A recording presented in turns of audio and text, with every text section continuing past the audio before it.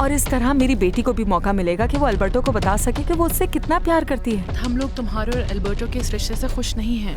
तुम्हारी वजह से कब्रिस्तान जल्दी बंद करना पड़ा।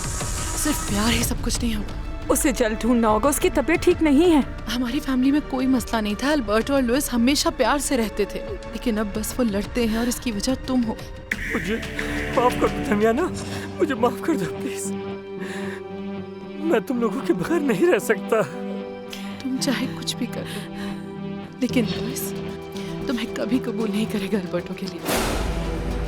मैं बस ये चाहती हूँ कि अल्बर्टो हमेशा खुश रहे, शादी करके इस बड़े खानदान का हिस्सा बन जाए। और करो सुसैना, ऐसा नहीं सोचती वो। उसे दौलत की परवाह नहीं है, वो वाकई अल्बर्टो से प्यार करती है, सच्चा प्यार। अगर तुम चाहती हो तुम्हारी बेटी के साथ गलत ना हो तो अपनी जबान को तुम बिल्कुल बंद रखोगी, समझी? क्योंकि अब तुम ठीक होने वाली हो।